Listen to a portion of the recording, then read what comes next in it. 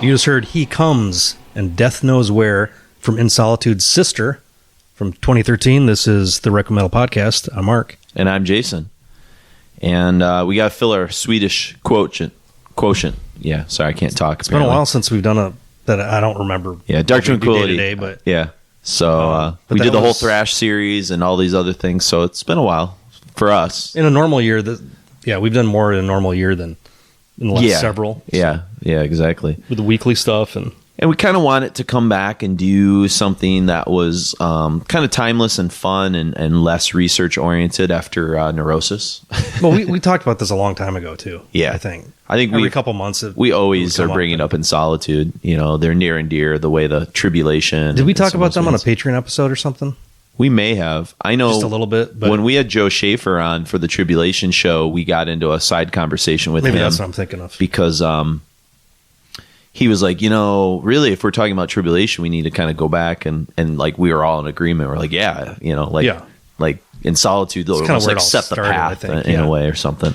Well, because this is like, Devil's Blood, that whole like the occult wave of new like kind of 70s inspired rock. There's a lot of that kind some like retro occult rock. Yeah, it was like kind of because Ghost draws from like the Blue Oyster Cult pool a little bit more. These guys obviously draw from Fate and Maiden in the early period, and then not like a 10 years after. Yeah, basically. Exactly. But I think like you hear it in like those opening two songs, and what a really interesting way to open a record. First off, and to open a show, because He Comes is so.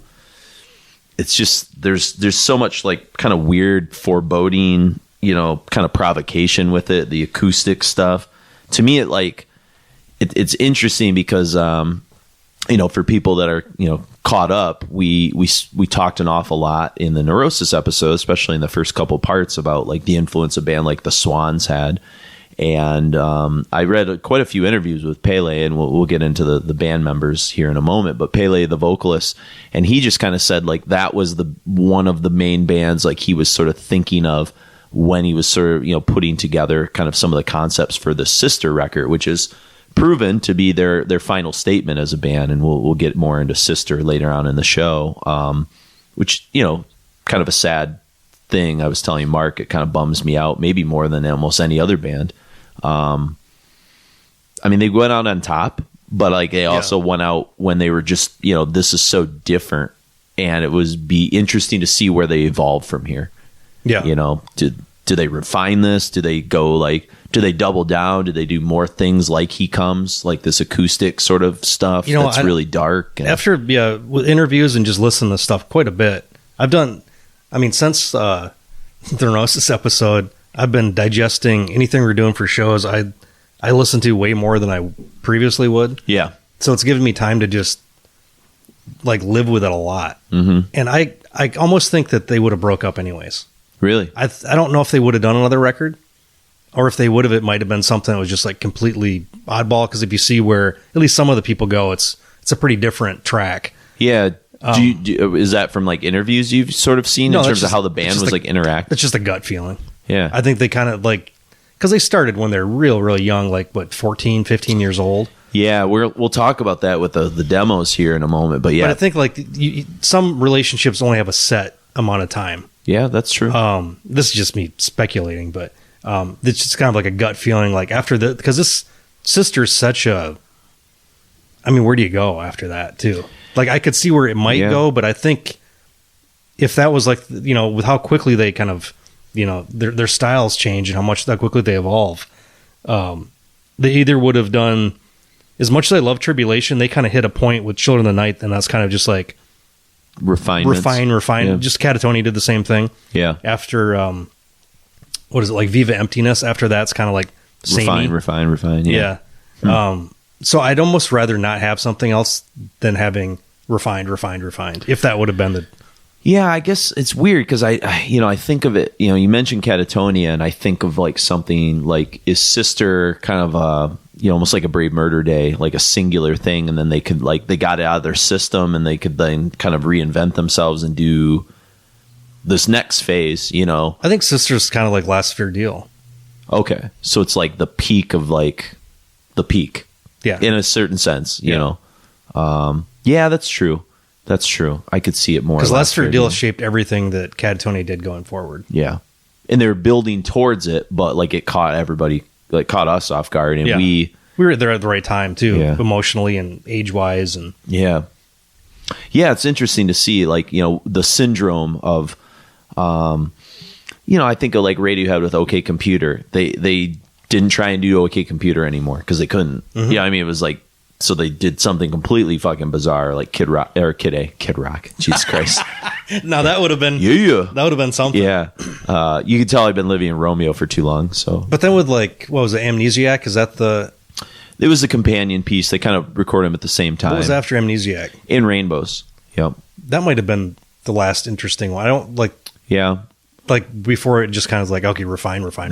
Yeah, I don't go to those ones after as much. You know, in Rainbows is probably the last one I like truly kind of fell in love with. But yeah, it is weird. You know, like the age of these guys and sort of what they are able to do. One thing that's kind of interesting about He Comes is Pele talked about how he was really into like blues stuff quite a bit. I don't know if you came across any of that, but like he's a really big fan of like Charlie Patton and like really old Skip James. And I think like he wanted to sort of capture that ethereal sort of energy with like an acoustic tune, like He Comes. I'm not saying it's a blues song, but there's like that, you know, when you listen to like old blues recordings from the 30s and there's like the ethereal kind of oddity of it. Like, you know, Devil Got My Woman. From Ghost World. Like singing in a can kind of sound. Like it's got that old Sun Records kind of weird, like a weird, you know, it's like a 78 or something like that. Swedish kids in their 20s trying to reimagine what that sounds like, and I think they did a pretty incredible job. It doesn't really emulate that, but I understand where they're coming from. But I think it was like it was in the DNA of like what he was sort of thinking about. It's like with Danzig Lucifuge, how that's like very blues infused, but it doesn't sound like a, you know, an old blues record per se. Well, I think the other interesting thing, and I want to make sure we talk about these two songs before we get into it, because we have a tendency to like play the intro song and then kind of like, and these are two really interesting songs. You know what I mean? Like, what a way to kick off a record. I mean, you know, like there's this, just the way he like sings things too, you know, like treading water, he comes. And it's like, what the fuck is He Comes? You know, like, And then, you know, he's very esoteric, and we'll talk more about this later about like what Sister is, you know. Okay, yeah, I've got a quote about that. Yeah, and stuff. And so, you know, there's just this like kind of weird uneasiness to it, and I like it. And I think the first couple of times I heard like He Comes, I kind of just heard it as like an intro. I didn't pay as much attention to it as I should have. And it was more when like Death Knows Where, you know, when that like kicks in. Yeah. And the way that those two songs are connected is fucking awesome.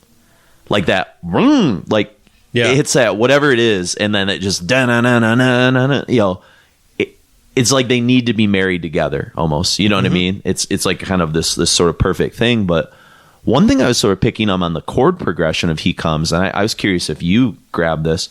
I heard like stuff like almost like I said it's like Mellow Candle meets like early like Anathema or like Celtic Frost type stuff. When Celtic Frost or Anathema would do like those stuff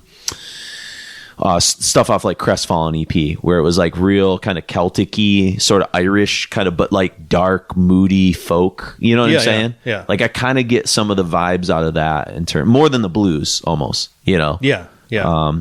And Mellow Candle is like a band that like we haven't talked a lot about in a long time, but that was something that like Opeth and Cathedral and like a lot of people used to talk about back in the 90s as being kind of like an oddity that people, you know, like metal. Yeah, because that was one of those deep metalheads were into, you know.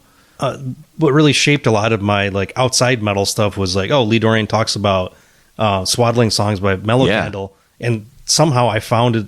I ordered it import on record, and I got it. And Jesus, well, then Chris had it, and then he turned me onto it. Yeah, and then all of a sudden, I'm turning all like the girls I'm dating onto it. So like, there's this whole network of people that came out of Mount Pleasant that know who fucking Mellow Candle is. You know what I mean? It's just like it's a cool thing. I don't know. But it's a weird thing because you listen to it and they're like, okay, like if you're really entrenched in Cathedral, you can hear it. But for somebody that doesn't hear that, they're like, why the fuck are you listening to this? This sounds like a weird folk record. They're like, yeah, it does. But but if you knew like where we're coming from, it like, I don't know, it branched open a lot of different things that I wouldn't normally have But I think it made like the acoustic parts in like a Morning Rise or Orchid kind of make almost more sense too. Yeah. You know what I mean? But then we'd start getting like Camel records and shit too, because they were, at the time, they're like a quarter. Speaking of Camel, there's a riff coming like later in the show. It's on Sister. I can't remember which song it is. That was like totally like it's the one that starts with the boom. It's like almost a keyboard kind of Moog type intro. We'll get to it when we. And that very much reminded me of like Snow Goose or something like that from Camel. Yeah, there's a lot of that kind of 70s. The problem with the term prog rock is usually people just think of, in the United States, our neck of the woods growing up, it was like Yes. Or Rush or something like that, yeah. Rush was like on the good side of it, but like prog rock, I always thought prog was just like this awful, impenetrable shit. Got it. When I was younger, but then you hear, Camel and Mellow Candle and, some of this other like weirder shit like Steam Hammer, like, oh, this stuff's like... I don't think I had as much... I don't know. Maybe I didn't have as much hang up on it amongst my group of friends. Because I think... Right when there's more people that I knew that listened to that stuff, and I hated them. Got it. See, I didn't go to high school with like the Rush nerds. Like I didn't know them. I knew that I was a Rush nerd, but there's like the Yes guys, like the guys that have become a cliche of the 30-plus-year-old guy living in his parents' basement that we go over and play Warhammer 40K with. Oh, got it. So had an opinion on everything. That's where you... Yeah, he was just a hateful, awful person. Got it. Okay. Because for me, I think, we were into Rush. I think we got moving pictures on cassette tape because we kept seeing those ads for like hits of the 70s and 80s, and they always played a clip from Tom Sawyer, and we were just like obsessed with that song before it became kind of funny to We'd always played on the jukebox at the pizza place. Oh, okay. At Pisanello's? Yep. Yeah, nice. And we play some of that hockey, the USA versus USSR hockey game. Yep. But for me, the first like prog shit I really got into is before I worked at the record store. Mike Johnson, who's been on a lot of our shows, our old manager, he recommended. He's like, have you heard Court of the Crimson King from King Crimson? And that was like my first prog thing. So I never really got into like the so-called lame stuff as much. You know what I mean? Like I never really got into Emerson, Lake and Palmer and stuff because Mike kind of steered me clear. He's like, okay, there's good stuff. And then there's like this other stuff it's like good musicianship, but it's kind of cold and doesn't have a like, I don't know. I don't mean to offend our Emerson, Lake and Palmer fans out there. I can appreciate some of that stuff, but it's fine. It doesn't make me feel anything. Yeah, it's not like King Crimson. King Crimson's like that's like a level up or something, But I think like you get that, and he comes, you Pele, the vocalist, is also kind of doing this like weird early kind of Cure, Robert Smith kind of stuff on that. He's very whispery and gothy kind of, but not gothy in like a negative connotation. Goth is such like a loaded term. Maybe post-punk, like early goth, Joy Division, early Cure kind of stuff. Yeah, I would say like even like new wave kind of. Yeah, which I think there's a lot of crossover. There's a big Venn diagram with like post-punk, goth, and new wave. It's like all kind of bunched together. Plus those terms aren't necessarily used by bands; they're used by journalists. Yep. And a lot of time they don't fit certain bands. Sure. It's like lumping Melvins and Pearl Jam into grunge. Like they're kind of opposite ends of the Seattle thing. They have similar kind of ideas sometimes, but then there's like Christian Death and doesn't sound much of anything like New Order. Yeah, but they're still in the same kind of like continuum. Yep, for sure. And then the other thing before we move on to Death Knows Where and then kind of get into the backstory, I wanted to mention it because I heard it in another song on Sister too. But like in the background, along with like the acoustic guitar, there's this eerie kind of repetitive. This is the first time I started picking up on that kind of Bernard Herrmann syncopated piano, but he's not playing it very hard. It's just this ding, ding. It's like ding. texture, yeah. It's just weird. It's almost like shallow cuts. Yeah. The way that like Bernard Herrmann, who scored Alfred Hitchcock's Psycho and Vertigo and a lot of other things, the way he did like the stinging kind of violins and stuff like really cuts into you in Psycho. And this is like, he's doing that same pattern, but it's like that plink, plink, plink, plink, plink. Yeah. But he's not like slamming the piano either. It's very subtle and very like, again, unsettling in a strange way. The whole record sounds like a fucking, you're hearing it like a ghost play music back. Yes.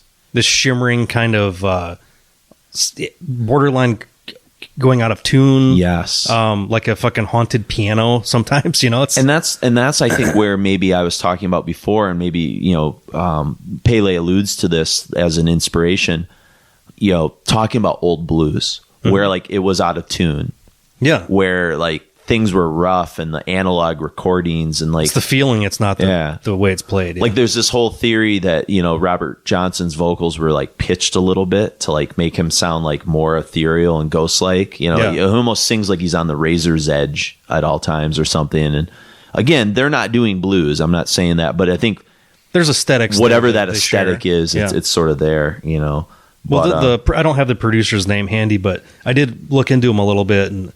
In one of the interviews, and he was basically did more of like acoustic recordings and soundtracky kind of stuff. Oh, okay. So this Sister was like, that's why there's not another record that sounds like it.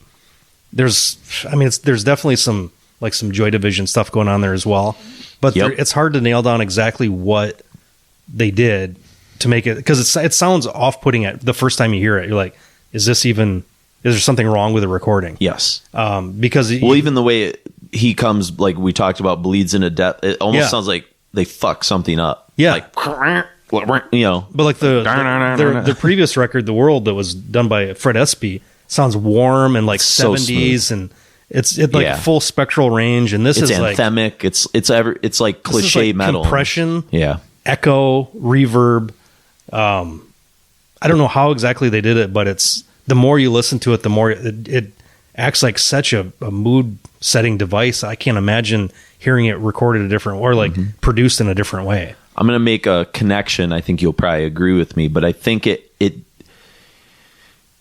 hits me the way Brave Murder Day hits me, because Brave Murder Day was produced wrong and wasn't finished and mastered. And you hear a lot of things in Brave Murder Day that you don't hear in other records, like things I don't think you probably should have heard, but I don't mind. Yeah. I don't know what that is, whatever that aesthetic is, that imperfect perfection or something. Like it's there, there's these weird echoes and just different things all throughout Sister, and it reminds me of some of the ways I hear things in like Brave Murder Day.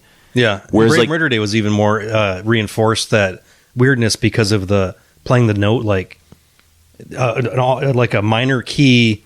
I don't even know exactly what the chord is, but it's played like 30 times. Yeah, it's like it's like the neurosis of like tremolo or something, or a minor key. It's like this weird like for fucking ever. Yeah, like I was just cooking last night to Brave Murder Day in my kitchen, just fucking like just blasting. Yeah, that's Dan Sweno on drums too, isn't it? Yeah. No, that was Jonas. That was Jonas. Yeah. Oh, that's right. Yeah, because I'm trying to do the double bass on End Time. On End Time is almost impossible because it's out of time. Yeah, and that's what I'm saying. It's like that whole record's like out. It's like off. Dan recorded it though. Yeah. Right. Yeah. But then they didn't finish. Like they didn't. He did Tonight's Decisions drums. He did. Yes. That's right. Okay.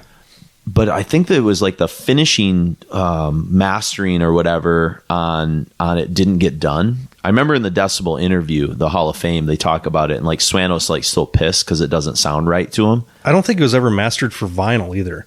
Yeah. So there's like a lot of things. Because like if you hear the Sounds of Decay, that's what Brave Murder Day was supposed to sound like if Swano had finished it. But I think they sent it to be like processed before. What was that label that put that out? Avant-Garde. Yeah. So they probably tried to save money, and not master it. And that's why I love that record almost more, because it's so unusual. And I think Sister falls into that. So if you haven't figured it out, I'm pretty sure that this whole episode is just a contextualization to get us to Sister. Like the other stuff's great, but I think we're really like contextualizing like at the backstory, so we can just talk mostly about Sister at the end or whatever. Well, because it's the more nuanced record too. Yeah, there's so much interesting shit. The world is so great, but it's immediate. Yep. Anybody can get into it. Yeah. This record is off-putting at first, so you're like, okay, this is ultimately the one that you can like dive into deeper, I think.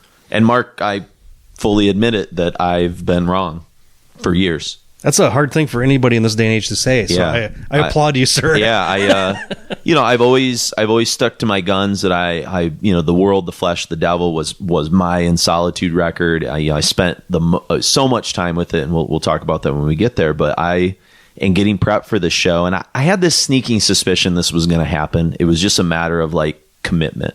Mm-hmm. You know, it's like when, you know, like you're like, oh God, I don't know if I want to sit down and watch this like 3.5 hour Tarkovsky movie. And then you get through it and you're like, God damn it, I'm so glad I committed to like Stalker or something. Like it's always good afterwards, but it's just like that resistance to start. And it wasn't because I don't like Sister. I don't want people fucking sending us like angry letters or something. I've always loved this record, but it wasn't as high up for me as The World because it was impenetrable at first. And I think right when Sister came out, it wasn't too much before like Children of the Night from Tribulation. I think I globbed onto that more. And so that, I don't know. Easier, Yeah, it was like something like, it was just like, it hit me at the wrong time maybe when it came out. And that happens with records where... Well, and also they broke up right after that. So it was like there wasn't that... The steam sort of ran out. Like, I don't need to invest in these guys. You didn't hear about it. Like you put it on the shelf and like, you know... It was just a weird thing. So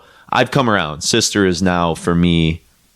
It's their crowning achievement. It's so far beyond anything else they did, you know, and it's so clear now, but it's kind of artsy. And so like sometimes artsy stuff, you know, it takes a while to sort of unpack that. But, you know, I guess with Death Knows Where, before we kind of move into like getting into the whole backstory, there's a lot of, this is the one actually I hear some Merciful Fate stuff, which is odd because that's what, you know, obviously is so much a part of their early records. Yeah. I hear a little bit of Merciful Fate, but mixed a little bit more with some of like the Opeth sensibilities. I hear some like Opeth stuff in this. More old stuff, I guess, you know, like Morning Rise, Orchid kind of era, Opeth kind of decision makings. Maybe not the prog tendencies, but some of like just the tone of the riffs. And maybe it's just because they're Swedish and like there's this DNA that the melody and they all sort of, we were actually kind of locked into that because I was telling him, Mark, that I heard in a podcast recently, they were talking about the guy, Max something rather, I can look his name up, but he's the guy that's like produced like Taylor Swift records and Britney Spears, Baby One More Time. Like he's this like Swedish go-to guy that they call in to make like, you know, great pop songs. But I heard him like in an interview and he was talking about this like, Max Martin, that's the guy's name.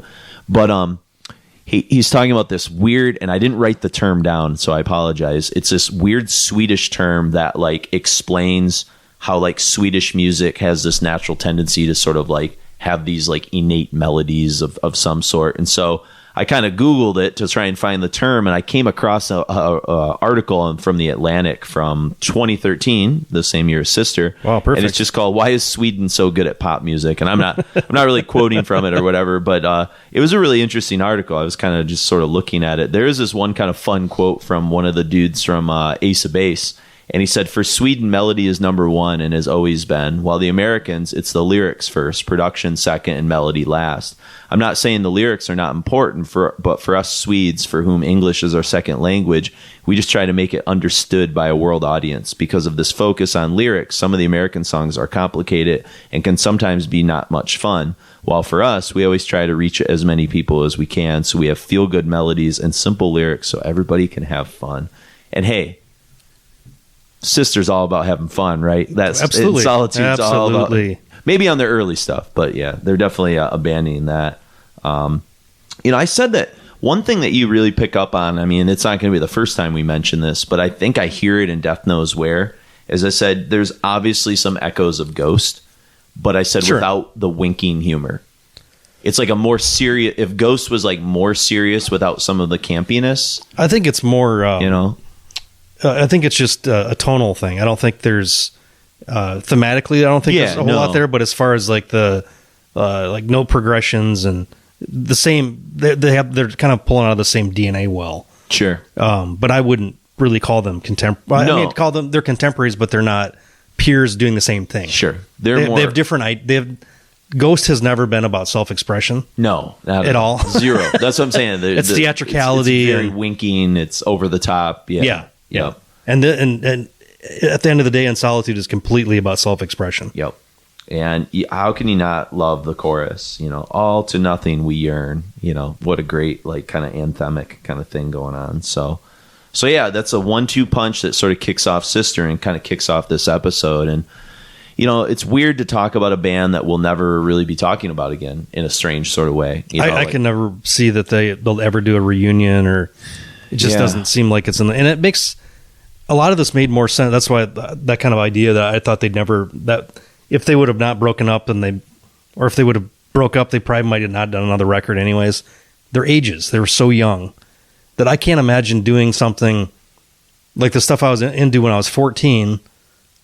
I was, I loved death metal at that point, but I wasn't like in a band making it, like I was doing a zine and shit like that, but I didn't keep doing the zine forever and ever. And it morphed so quickly that I can't imagine going back to something that was so, that you create when you're that young, and not wanting to like get away from that because it's so like, it's immature. You want to like, if you're that good at that age, imagine how good you can be at, 21, 22. Sure. And you want to keep pushing it. You don't want to just be locked into this same thing.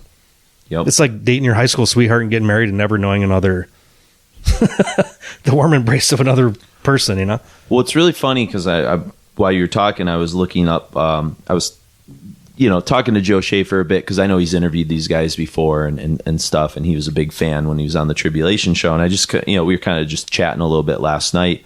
And he just said it's, he's a big fan of Henrik, the guitar player that shows up on The World, the Flesh, and the Devil, who's probably done the most stuff post In Solitude. Scott Carlson was telling me to check out his solo stuff a couple years ago. It's good. It's good. I just actually ordered the CD, and we'll talk more about it later. But he's got like 3 or 4 albums out, I think. It's the new one that came out like last year or whatever. But is he doing the vocals on this shit too? I think I don't want to say. I'll have to look that up before we get to talking. But he just said it's funny how steadfastly all of them have refused to just make In Solitude Part 2. Like none of them have. You know what I mean? Like they're all like really, and he says they're so all willfully weird. And he says, but at the same time, he says, I'm totally sure if there was gas left in the tank, that a reunion would be very fruitful. But again, it's this question like you bring up, like, was there any gas left in the tank? Or like you said, had they reached the apex of what they wanted to do, said what they had to say, and then moved on with their lives, Yeah, I mean, it's been quite a while. Yeah, I mean, we're at 8 years now, and there's no indication. And even like Pele hasn't really like done much. He's been on. He's listed as having some active bands on Metal Archives, but none of. But I don't think it's it's probably like that. You start this young, you're touring that young, and if it's not, because that was one of the things that I heard that it just wasn't working out. They weren't getting the attention. It wasn't worth the risk or how much they're putting into. So like people want to like go back to school, start a family. Like you've only got so long on the planet. Why it was it seems like a kind of a smart idea to end it at that point. Well, there's this great quote, and one of the things that was really helpful, so I'll throw some honor towards Jay Bennett did a cover story for In Solitude, and it was neat going back and rereading that now, as I'm kind of putting some thoughts together. But Pele had this great quote when he says, "When I was 16, In Solitude was a creative expression, this thing we had been wanting to do. It has become who I am and who we are. It's almost like we don't feel like a band most of the time. It's something else. It's really changed our lives. It has become more of a tool that I use in my life rather than this band I am playing in. It's something I use to understand and to express what I've understood. I think it is that to all of us in a way. It's really, it's not really a band we're playing anymore. It's very different now." And so that was like, it kind of sounds like what Steve was saying about Neurosis. Yeah, it's kind of interesting. Yeah, it's like they needed it, and it seems like they worked out whatever they needed to work out on Sister. Mm-hmm. And there's almost like some like weird black juju too. You get this like sort of feeling that like they kind of captured lightning in a bottle there, you know. And in that interview, they talk about going to like this cabin, the grandpa's cabin, and isolating themselves. That's where I know they wrote "He Comes" and the final track on the album, which we'll play later in the show. They said most of the writing was done. Ingrid Negrito. I don't know. I didn't reread the interview because all my shit's in boxes. But they were one of the. I think it was For the World. They're talking about that was the interview cycle at least. Yeah, and they were talking some YouTube thing I was watching, but they said even if like anytime they're writing, everybody's in the same room. Even if they're not doing something, they're always there. Yep. So there's like That's probably a pretty intense writing kind of situation. Well, I don't know how long I'll share some stories when we get to Sister, because they do address that in the interview, and I thought it was really odd. And I think it gives Sister maybe some of the odd qualities, but I'll wait, because we obviously don't want to talk only about Sister right now. We need to kind of get there. But so let's talk about the band, I guess. So we've got originally, not on Sister, but in the original lineup, you have the two brothers. You have Pele and Gottfried. Aman, I believe, is the last name. Feasting the Beast, man. Yeah. So yeah, you got Pele on vocals, and Gottfried was on bass, and the drummer, who I think he's there for the whole time. Yeah, Uno Brunisson, and he actually goes on and plays with Grave Pleasures at one point, which is kind of interesting. Yeah, was he an Enforcer or something as well? Maybe I'm thinking of the new guitar player for Tribulations from Enforcer, but yeah, I don't know. I don't know. I have to go on Metal Archives and look. And then the guitar player, who I believe was the rhythm guitar player the whole time, Nicholas Lindstrom, which is also the name of a famous Detroit Red Wings player. So I think it's a very common name in Sweden. And then the guitar player on their first run, from their demo days up through their debut record, is a guy named Mattias Gustafsson. And then Henrik Palm, the guy we were just talking about, he'll join right before The World, the Flesh, and the Devil. And so so that was the band in the beginning. And they hail from, would you say Uppsala? Uppsala? I mean, that's we'll go with Americanized Uppsala version. And Mark and I both have some stats about Uppsala, some really interesting kind of factoids. Oh, yeah. It's 44 kilometers, I believe, or miles. I'm not sure. North of Stockholm. Yep. It has the largest cathedral in Sweden. Sweden, yeah. Which I believe that the cathedral is near the Temple of Uppsala, which was a place where the living humans were sacrificed to Norse pagan gods at the vernal equinox back in the day. The university is where the Celsius scale was created. And where Ingmar Bergman, one of my favorite directors, and I think Mark's a fan as well, attended university. Nice. Yeah. And it's also home to another kind of infamous band that we've talked quite a bit about. Yeah, Watain. Yeah. So, most of these guys, they basically said they kind of grew up like all knowing each other. I think basically the core four guys, not the guitar player that ends up leaving, but I think are Watain a couple years older? Yeah, I think Watain's a little bit older because they were playing with Dissection after after John got out of prison and shit too. Yep. At least Eric and one of the other guys. Cy and Watain. Cy was on that Dissection, or was Cy in Nocturnal Set Titan or Set whatever. That was Set Cy. I'm like trying to. Yeah, I'm trying to. Yeah, it's been a while since I've talked about Dissection. I know. I have been listening to Storm a lot lately, though. Have you? Yeah.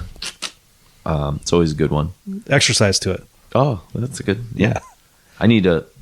I think I would listen to more of my older metal if I think during quarantine is when I listened to like the most music I've listened to in like the last few years, because I would go on those 35-mile bike rides. Yeah. And I would just put headphones in and just like ride for 2.5 hours, because I didn't want to ride to podcasts. You know what I mean? I wanted I wanted that. And so now that I'm not, I need the weather to get better so I can get back out my bike and listen to some more metal and shit. But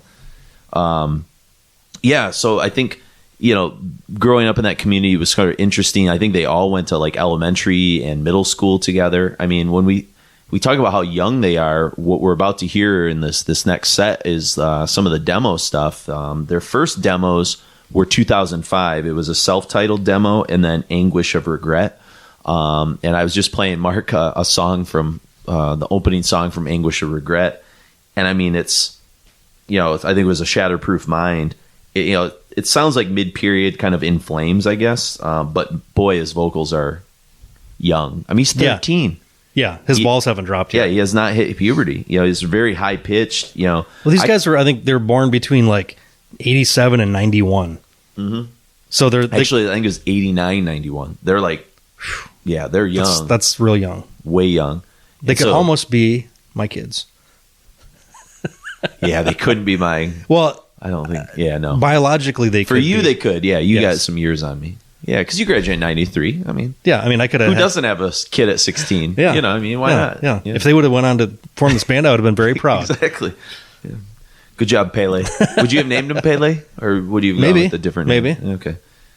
Pele Force... Isn't that Corthon's real name? Pelle Forsberg? Oh, is Forsberg? Yeah, I think it is. Is it? I could be completely full of shit. That just jumped in my head. I don't know. I don't know. I think I'm totally wrong. I don't know. I think Pelle Forsberg's somebody else. I kind of hear like this weird Joey Tempest, like Europe kind of vocals on the early kind of stuff. Not that we're going to play, but like that kind of level of high pitched, or like the kind of thing you heard on like Nocturnal Rites almost. Pelle Forsberg's from Wotain. Okay. Not from Bathory. Not from Bathory. Yeah. What's Corthon's real name then? We need to know now. I feel really dumb right now. It's all right. We're off our game. Neurosis really fucked us up. I'll be honest with you. Those of you that have gone through that neurosis thing, like I don't think I fully recovered from that yet. Thomas Forsberg. Forsberg is... Hey, connecting that. That's the Venn diagram. Okay. And the Venn diagram is Forsberg. And I did speak with a man in 1998 on the telephone, which was... Oh, okay.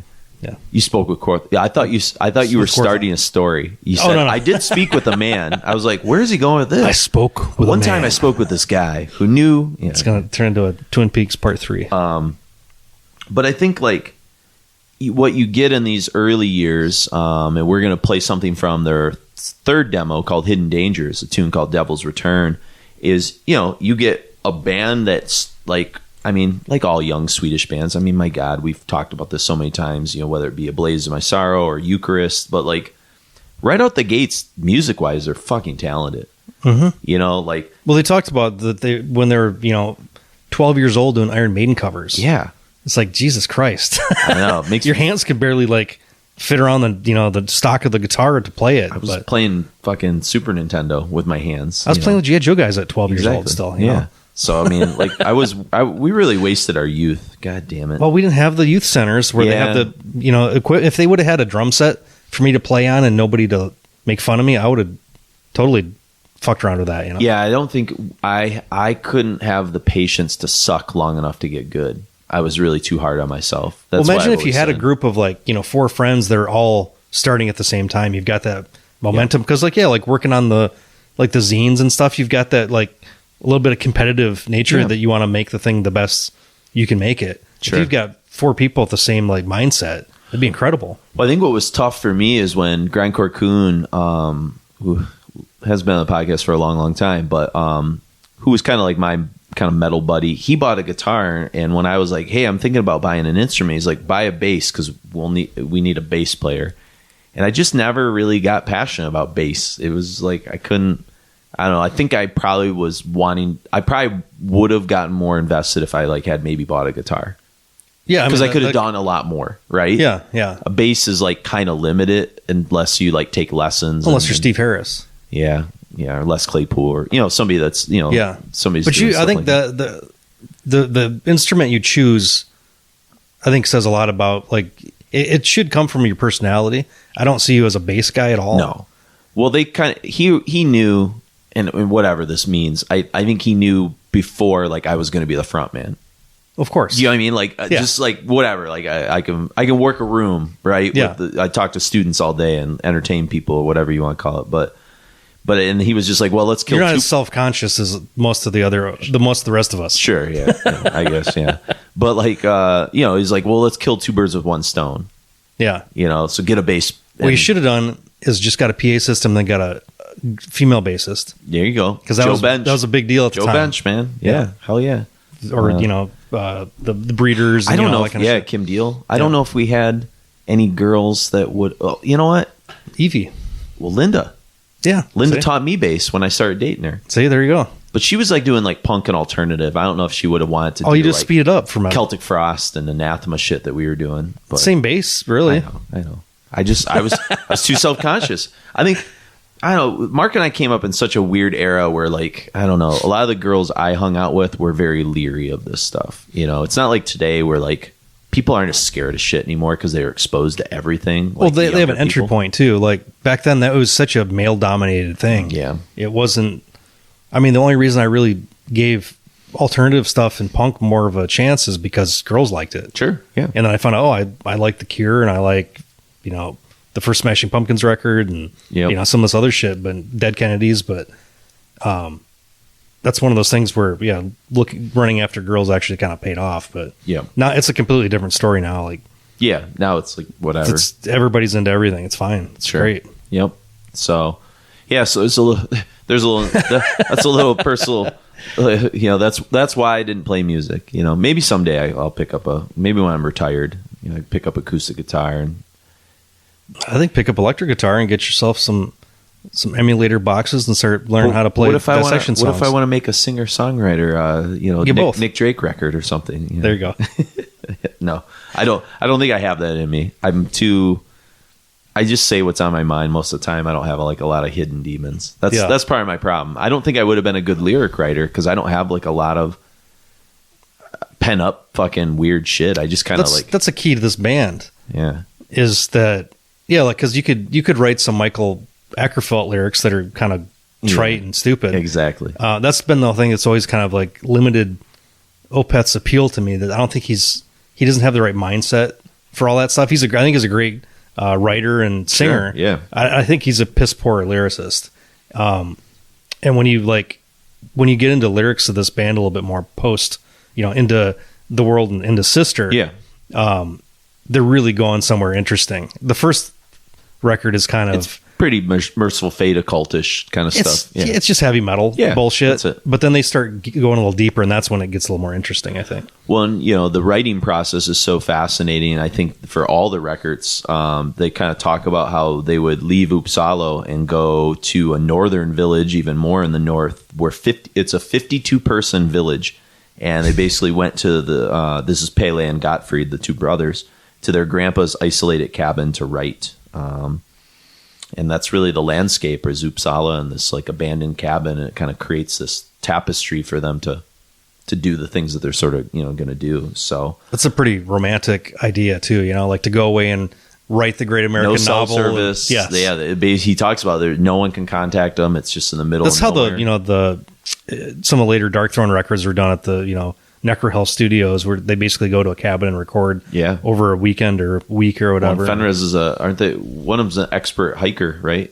Fenriz is, yes. Yeah, he's the hiking master. Yeah, when he stopped smoking, and that's how you. Hey man, it's like get out there. It's like your story. Stop smoking, start lifting some weights. Yeah, get back. You got to do something. You can't just get rid of a vice without getting another one. Exactly. But you got to pick up a good vice, not a. Yeah. I didn't start doing pills or something. Yeah. At least you didn't do full on like our buddy Luke, who's a patron. He got into CrossFit, but he didn't become the weird CrossFit person. So which was cool. But I've seen some people that it's like a religion for some people, which ridiculous. Is fine. And if you're young, it's fine. But as soon as you hit 35, 40, that shit just destroys your joints. Yeah, it doesn't do anything good for you, really. Yeah. Just lift heavy shit and eat a bunch of meat. I think you'll be fine. If you want to get... You heard it from us. Yes. That's if you want to lift heavy stuff, anyway. But if you want to look good, then CrossFit's your... Yeah, there you go. If you want to have that V taper that all the girls are crazy after. Yeah, that's what I'm all about is... They're not really. Being cut, yeah, I know. Yeah. Well, dad bods are more comfortable a little bit to lay on. True. Yeah. True. Yeah. You don't want to be too muscular because then it's I used to go from, get a little bit... get 10, 15 pounds overweight and then just smoke cigarettes and not eat in my 20s. That's how you lost weight. Then I'd get down to 155. There you go. And I'd look like shit. I look at pictures and I was like, Jesus. Yeah. I just look unhealthy. I always had a cross-country build, so I wasn't too...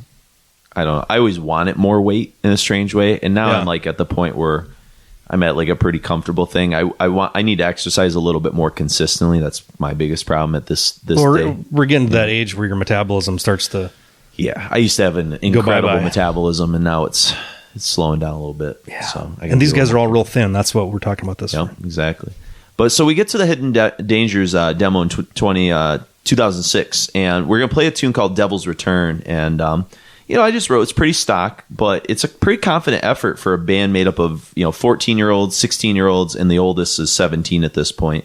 And when you're hearing this vocal performance, if you haven't ever heard the In Solitude demo, I mean, just think about it. He's fucking 14 years old. That's his high register is higher than it would.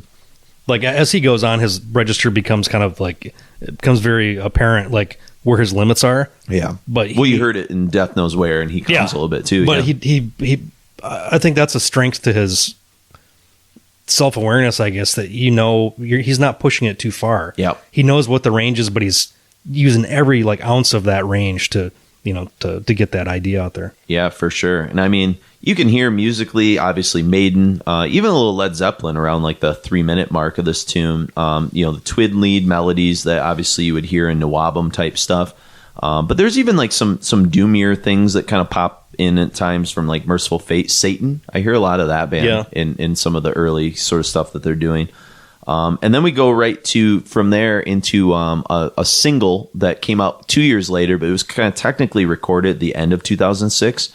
And the original version of the song appeared on the Hidden Dangers demo, and then they released it as a single in 2008. And, not a lot going on here outside of it's just total Maiden worship. I don't know what you wrote about these two tunes, Devil's Return and Hidden Dangers, but I mean, all their influences are clearly on their sleeve at this point. Yeah, exactly. Hidden Dangers, what you'll hear between this and say what the debut that we'll get into is, to me, like it's a little too bright still. It's got some power metal almost elements to it. There's some like some Halloween-ish. Yeah, some like mid-80s kind of speed metal, power metal kind of stuff. Whereas like once we get into the next set where you start hearing stuff like Witch's Sabbath, it gets a little more culty and darker, less power metal-y. It's New Album and Merciful Fate. Yeah. King Diamond. For sure. So let's hear it. Well, we're just going to listen to this pair of tunes and come back and set up their debut record. So we've got Devil's Return from the Hidden Dangers demo and Hidden Danger in the Night from the Hidden Danger single from 2008.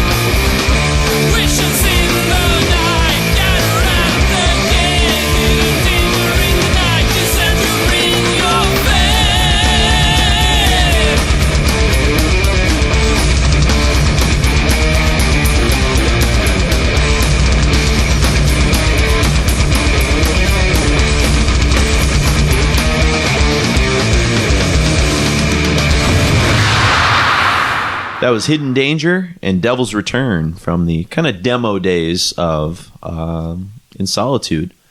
And now we arrive at the debut. And I think, Mark, you were in the same boat as me. You didn't hear this until after The World, The Flesh, and The Devil. Correct. High Roller Records. I don't know a lot about them. I think they're a German label. Usually they'll do a lot of reissues, a lot of I'm trying to think what I've gotten recently on High Roller. I've got a couple things, but it's kind of like a throwback label from my understanding. A lot of that like new album type stuff that kind of started in the that's what mid 2000s. I was going to ask you, like, where do you think these guys fall in that kind of revival movement? Because to me, I feel like they're like a little bit ahead of it.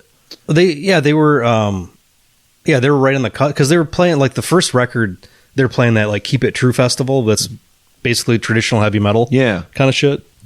And so I'm trying to think, like, because like to me, like what was big in like 2006, 2007, 2008 was the sort of like the Municipal Waste, like thrash revival. That was even thing. earlier, actually.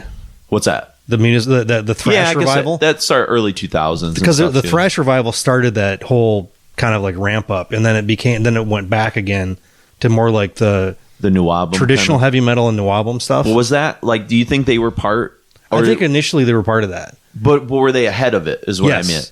I think they're a part of it with. They were on the like upward who else swing was part of it. That, do you think in the beginning? I was trying to think about this question. I know I'm putting you on the spot because I was trying to like think. Because I didn't really care about it that much at the time because it seemed very just like the thrash revival stuff. Like Municipal and Toxic Holocaust are the two that kind of stood out as being. Sure. They were doing something a little bit different.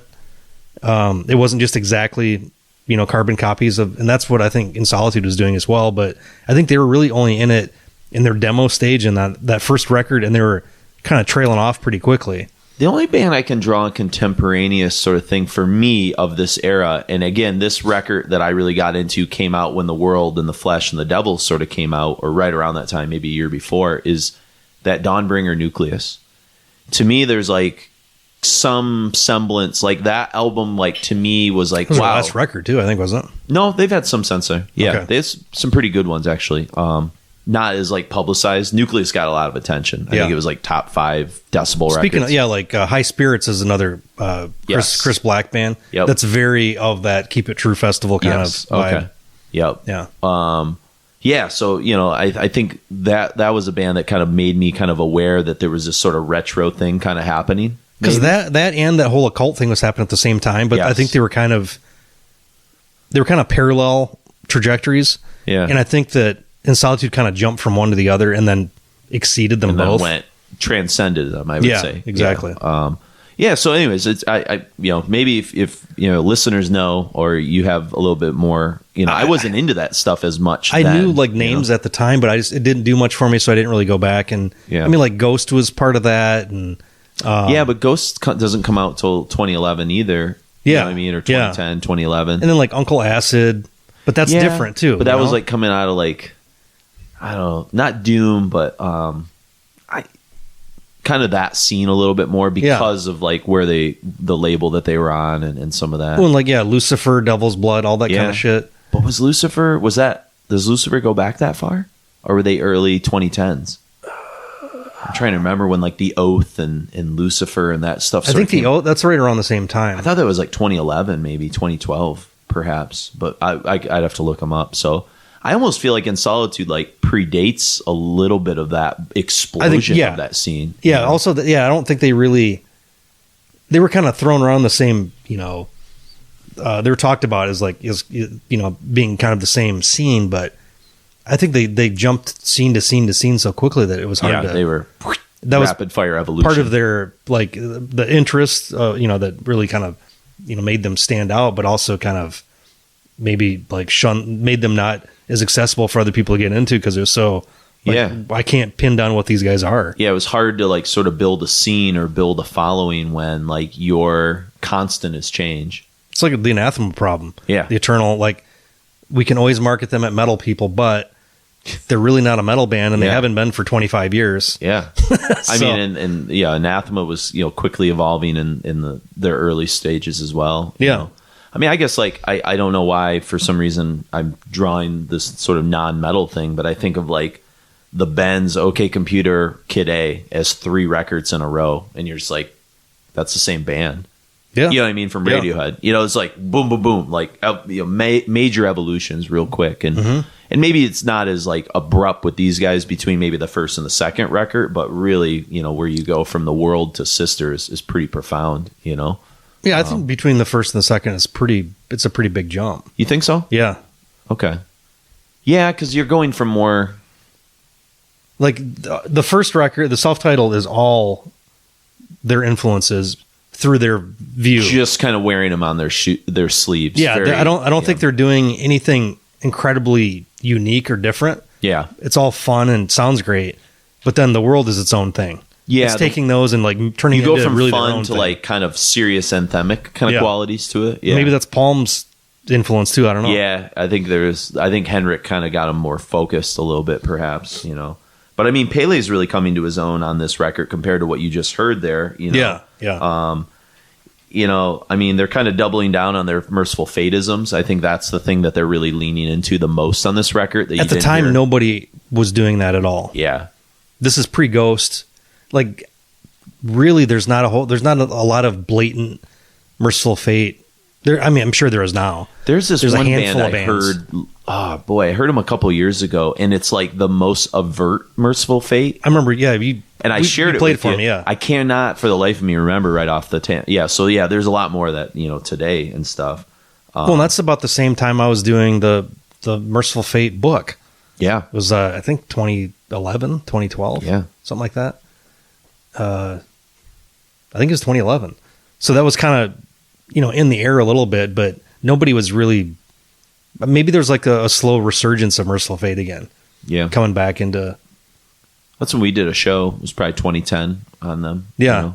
I think that was just that whole kind of like occult rock thing. They kind of like bubbled back to the surface a little bit. Yeah, because I'm not really sure when like Devil's Blood like officially came out. I know they were on that like kind of. I think it was like 2008, 2009. Probably same era as this then. Yeah, because I didn't get Maybe into Devil's before. Blood for a couple of years, and I never was into Devil's Blood as much as some of those other bands. They probably seem there's like a lot of Jethro Tullisms to them, so it's, you know. Yeah, I like my Jethro Tull in very short, just bursts. when they're not going against Metallica for the best metal album. Yeah, I saw the video of that. Have you seen that before? What's that?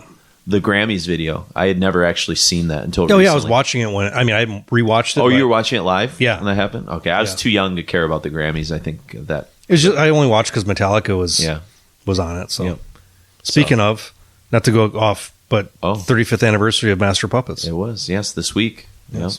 So hard to believe, and I went back and listened to it 3 times in a row. And what's your go-to song on that record now? Oh, I just listened to the whole thing. Okay. Well, like to me, when I go back and listen to like deep, like records that I know so well, I'm always looking for like a different cut. Like Disposable Heroes for me lately has been like a song that I think I liked a lot as a kid, but I didn't appreciate, and now I'm like, that song really is fucking excellent. Yeah, that was also on one of those Maiden comps with the Swedish, the Black Sun Records thing. Yep, I forget who did it, but I try not to skip. That's my problem. Is I don't want to. That's like, going back to listen to Zeppelin and skipping Stairway to Heaven. Yeah, like I want to hear all of even the stuff I've heard a million times. Like I don't want to go past Battery or anything. Sure. And then like there was a really great documentary that some YouTube guy put out. Because how many fucking Metallica documentaries can you watch, Sure. I watched a year and a half of the life of Metallica probably 30 times on VHS. Some Kind of Monsters. Great fucking movie, man. But they went back and like talked about he basically just took a bunch of interview clips and kind of made his own narrative out of the whole thing that wasn't stuff you'd normally hear. Yeah. And that Battery was a street in San Francisco, which I never knew. Well, they wrote it in like 15 minutes, right? Yeah. They had to like come up with a song really quick. But I think that's like near where like Ruthie's Inn's at and shit. And it's just like, I just assumed it was like a military reference. Yeah. Well, it's like how they write Smoke on the Water after fucking watching the casino burn down at the Frank Zappa show. And they're like, well, just fucking turn it into a song. Just narrate it. It goes to show like how like really truly great records you can never talk about enough. Yeah, that's true. Yeah. No, after we talked 10 and a half hours about Neurosis. Yeah, no shit. It's just like weird because like I don't know, I guess like when I listen to like Rain and Blood, when I know that record backwards and forwards, but I'll always try and like I don't know, focus on like Reborn. I'm like, oh man, I haven't really focused on Reborn in a long time. Like I know Angel of Death and Rain, or like like I said, Disposable Heroes or like Leper Messiah or something, where you just like, I'm gonna really like, I don't think I've cracked the code on this one song still or something. I don't know. Yeah, there's like the Bowie reference for the song title and shit as well from Ziggy Stardust. But. Yep. It's just it's an age thing that not having children, I think makes you put your efforts elsewhere. Mm-hmm. So it's like that's you can kind of glean all this extra shit that most people don't think about in all this stuff, which is just as I don't know if it's just, I can't make that blanket statement as just as fulfilling, but it's putting your energy in a productive, kind of in a productive area that I don't think most people have the time or the wherewithal to just sit around and think about stuff like that. Sure. Well, I feel privileged to be able to do it. It kind of connects in a weird way with the famous Dylan quote, "You can't be wise and in love at the same time." Mm-hmm. And again, I think you can probably be married and still kind of devote stuff, but once you throw kids in the equation, you're definitely like. If you're not a shithead, that should be the most important thing. Exactly, exactly. And there's nothing wrong with that. It's funny because like guys I teach with who have kids, like I'll be talking to them about what's going on with like the podcast, and they're like fucking fascinated. They're just like, whoa. Like, because to them, like that's like exciting because they have like a routine that's completely different. Whereas then I'm not like jealous necessarily, but I definitely respect like their kids and like the bond that's got to be. Like, what a cool fucking experience to shape, Yeah. And so it's like we're both like jealous of each other, sort of in a weird way. Like they're jealous of my free time. And grass is always greener kind of thing. Exactly. Yes. But I feel if I did have kids, I'd be talking to them about this shit. Yeah, probably. I'd want to engulf them, and this is what I give a shit about. I mean, like and they might not care, and that's the part that might suck. Well, that's the risk, but you'll find something that they'll find something. You figure you go fishing with your dad, you watch sports, you read sci-fi novels, like you figure out something that you have. You might rebel for a while, but you might come back eventually in your 20s. Early on, you're just stoked to like have somebody pay attention to you. Yeah, absolutely. Teenage years, then fuck you, mom. And that's when you make In Solitude self-titled. There you go, album. And so what you're kind of going to get here, we're going to play a quad of songs here, and there's not a ton of variety, I would say, but the first tune we're going to play is Seventh Ghost, and it's it's in the name, I would say, Mark. I hear some morbid, catchy dirges that I think Ghost is going to popularize kind of 3 years later. Absolutely. And it's they're both Swedish bands. They're both kind of drawing on some of those same kind of influences. So I'm not saying that Ghost was copying what these guys are doing. I just think it was in the water. They're playing in the same sandbox or whatever. Yeah. Pelle does something really interesting with his vocals that I think you can kind of hear here, and it's something he'll do throughout his entire career. He's kind of the master of what I would call the non-enunciated bluesy kind of moan, where you almost like can't hear his lyrics that well, or like the words, but like you hum along and sing along, but like you're almost like he's like slurry. It's very non-enunciated. He does that on Demons a lot, like in the next record, where you're like, nah, nah, nah, and you're like, what is he saying? Like, but like you're into it, but he just doesn't enunciate. Like that's not what he's known for. And it's almost like what you would hear in like, we were talking in the first talk set about like old blues records where like, I don't know what the fuck. The accents are so matter, deep. It's the feeling. It's just he creates like a mood or a feeling with the words without you actually having to know. And I mean, death metal does the same, right? Like you don't know what the fuck they're saying about most of the time. Carl Willits, and he's always been a very enunciated death metal singer. Yes, congrats, Carl Willits, for your enunciation skills. But yeah, so I think that's kind of something that jumped out to me in a song like this. The chorus in this song, I said, this is a chorus that reminds me of something that you'd hear on the first 3 Danzig records. Yeah. There's a lot of that kind of quality. I don't know if it's the sing-along kind of aspect of some of the stuff that you hear on these first 2 full lengths from them, but like Danzig's like, to me, Danzig's all over this band in a weird way. I think so. It's just there, but it's not something I initially thought about until I started doing research, and then it like sort of snuck up on me a bit. Yeah, Sam Hain more so than necessarily the Danzig. But I think the first 3 Danzig records are kind of untouchable. Yeah. I mean, I love 4, but to me, I like 4 the a lot first too. 3 are like together.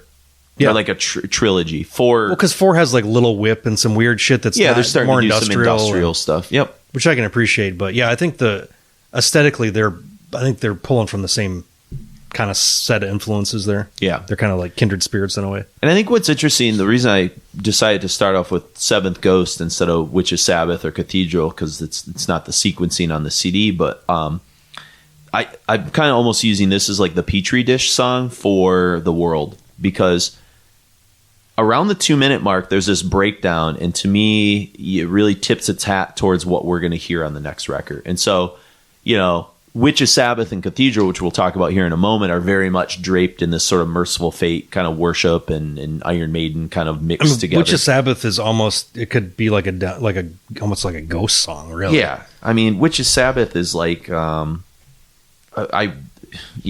get to it in a second. So then we go from that to the Monolith and opening vocals. To me, this is the best Pele is maybe vocally on the first record. When he beckons like "All Hail Satan," like that's the kind of cool shit that he's going to do on future records, where like you're locked into kind of what he's singing about, but it's like eerie and also like catchy. I don't know. Well, I think that was like at the time we hadn't heard anything that blatant in a long time. It's paving the way for like Ghost's kind of like retro occult Satanism, right? Yeah, where you're like, because it wasn't like I can appreciate some deicide music, but the lyrics have always been kind of dullard. Keiko Demon, beat you over the head with shit. Yeah. That's usually what I would associate with "All Hail Satan," but when it's like sung and not grunted, and then and also like what else is surrounding that, it doesn't come across as being that bizarre to me at all. No. It's like it just works. Yeah, it's fun. It's like it's pop Satanism. Yeah, which is what Ghost perfected. It's like Iron Maiden, Number of the Beast. It's like it's not a worship thing. It's a observation. Yeah, it's just like it's there to scare your parents, but like it's really not scary at all. Yes, at all. Yeah. And to me, this is like the reason I think the Monolith sort of stands out a little bit too. It's, and I'm going to use these words with quotes. It's kind of got some doomy or dirgy elements to it. It's still a very fun song. It's still very upbeat, but like it does show that they have this ability, if they want to go a little bit moodier, that they can go there. I think they lean into that on the next record. Yes, absolutely. They realize they don't need they can play the new album stuff. It's fun. There's a little bit of that in the next record, but they don't need it. Yep. And then right when they maybe do some like doomy or dirgy things, Gottfried on bass just goes full fucking Steve Harris near the end.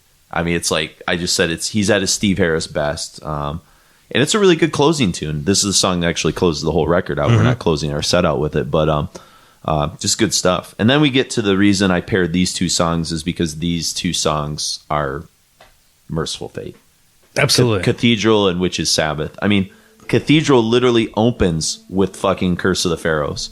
Yeah. The riffs, And so like it's I don't know. What can you do?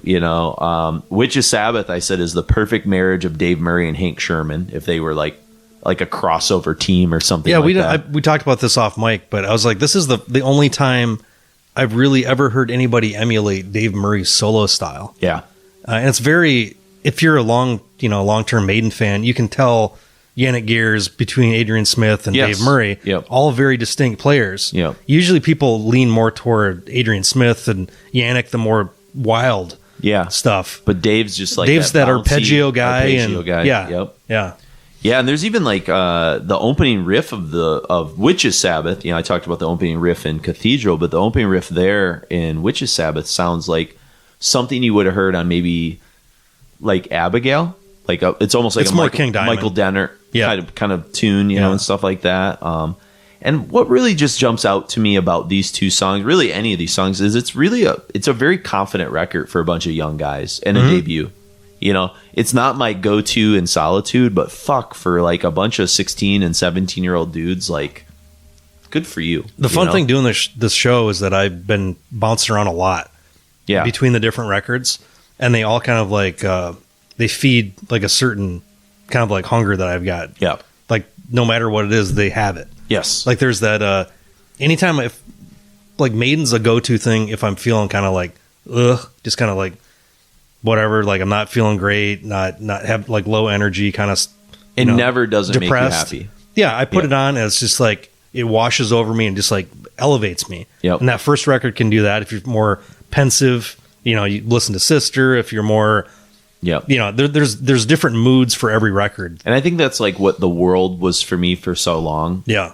And now I've accepted the fate that Sister's better, and I'm okay with that. I think it's a maturity thing too. Yeah. Because I mean, you're in your 30s when The World came out, and you're in your 40s now, and Sister makes, it's... I think, you go to different bands for different things, and I think I was getting what Sister is maybe from another band, perhaps, or maybe from even different genres, perhaps. Yeah.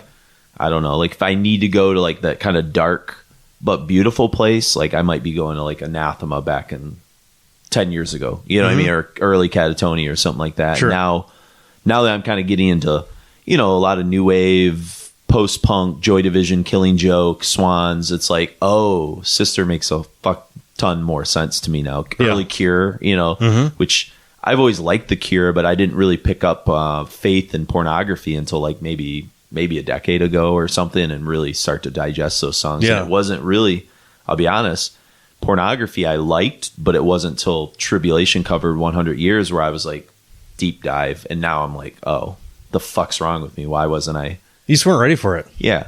Or I had perceptions of what I thought the Cure was because I heard Friday I'm in Love so many times that I never would have expected how dark those early Cure records actually were. Yeah, in a way that's not like Disintegration. Yes. Yep. Like this kind of like lo-fi kind of way that... Sure. I really appreciate that aesthetic a lot now. There's something I just found. I have that special edition Faith. I'll have to show it to you off mic, but I have the special edition like Faith record, and one of the bonus things on like the second disc, it's this like 16-minute long song that they wrote, I think for like a documentary or whatever, and it sounds like fucking Carpenter Brute.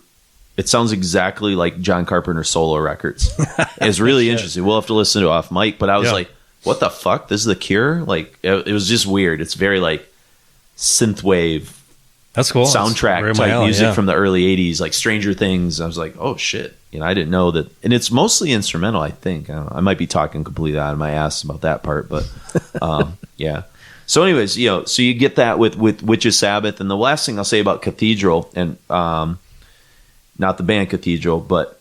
This is Cathedral with a K. Yes, Cathedral with a K. I said Pele's a little brighter here. With kind of, I said some like Nocturnal Rites, almost leanings at the beginning. But when you get him to the part in the song where he says Cemetery, the Cathedral, he really kind of goes into like his low end. And he's got this like kind of great where he's not trying to sing high anymore, but he's almost like his speaking kind of lower register, like a baritone voice thing. Yeah. It's really cool. I think that's a really cool quality that he'll like lean on future records, especially on Sister. This is probably the first song that when I first listened to this record, like 10 years ago, whenever the hell it came out, or whenever I got it. Yeah. That vocal line, it was the first thing. I was like, God, I love it. Yeah. That cemetery. Yeah. Really. Cemetery. Yep. And then the midsection, great. I said Iron Maiden, Queensryche kind of rhythmic sort of shuffle that you hear on those like early Queensryche and stuff like that. And it's a real highlight. It reminds me of like, what's cool is, the whole song starts out with the Curse of the Pharaoh, kind of early Merciful Fate riff, but that midsection part sounds like In the Shadows kind of era Fate. Yeah. It's kind of cool. And that you don't hear a lot of bands copying that era of Merciful Fate, which is unfortunate because that's such a great record. In the Shadows is the first Merciful Fate record I really digested all the way. Yeah. In 93, whenever it came out. 92, 93, yep. Because the only reason I even knew anything about Merciful Fate was because of Metallica. Yep. And I remember, I think that the Egypt video was on Headbangers Ball quite a bit. And at Harpo's. Yes. Their limited VHS selection they had, like, between bands or whatever. But I think that record's brilliant. It's a comeback record. Yep. And it's probably one of the best extreme metal comeback records. It's really catchy. It's incredible. Yeah, really, from start to finish. So there's an episode. We did we did one on the first 3. Yep. We did. Maybe we could just do In the Shadows. Yeah, maybe we could. We could do 90s era. Do Time, and I think Time's a great record too. Yeah, those are fun stuff. Yeah. But so let's get into it. Let's get into this first record and kind of let you folks digest it. This might be the one you might not know, depending on how much your fandom is. But we've got Seventh Ghost, The Monolith, Witch's Sabbath, and Cathedral with a K. Spirit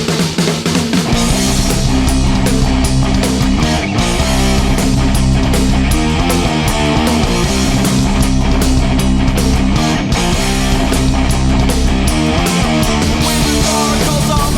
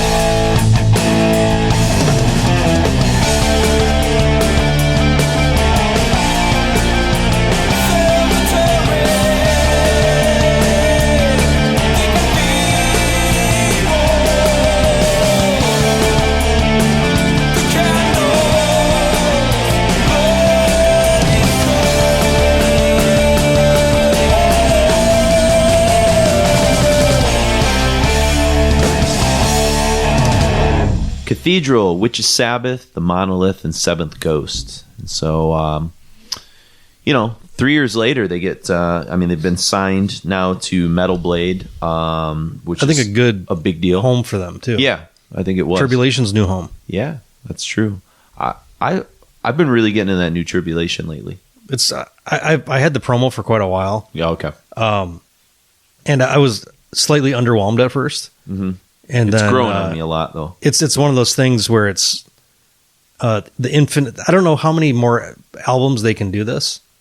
Well, it'd be interesting without Jonathan to see how much they change. Where they might, I think they might not regress, but maybe go a more extreme thing. But I love the refinement on that record. Yeah, the production's incredible on it.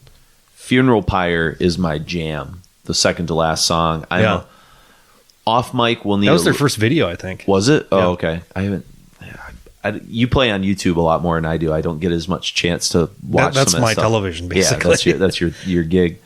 I'm not in front of screens as much, which is bummer. So that's why I'm more in probably podcast land, because I'm more in transportation to school and what I mean. I'm in never sitting still. It was one of their first singles that they. Okay, but there's a riff in Funeral Pyre that I can't figure out if it's Nagafar, Dawn, Dimmu Borgir. It's one of those riffs. It's driving me crazy, and so I'll need your opinion. We'll have to bust it out because I can I know exactly the Nagelfar song I think it's from. I also know the Dimmu song I think it's from, but it's or maybe it's Hypocrisy. It's something that they're doing there that's very. It's iconically catchy and just reminds me of something. But all those bands definitely trade in the melody. So yeah, there's some Black and Death kind of thing sort of happening there. But so Metal Blade, a really good home for them, and I mean tons of exposure because obviously I didn't know much about In Solitude. I don't think you did until this record came out, and I think Decibel started to give it quite a bit of attention. Mm-hmm. It was it's top 5. I know for the 2011 countdown. That's where I think it made 2 or 3. Yeah, I was whoa, okay, where'd this guy come from? In Christian theology, the world, the flesh, the devil, these are the 3 enemies of the soul. Did a little research, so that's where they're kind of coming from. Here's maybe this is the spot to throw it in. Oh yeah, is one of the interviews I was watching. I believe it was a German interviewer interviewing the band, and please describe In Solitude to me.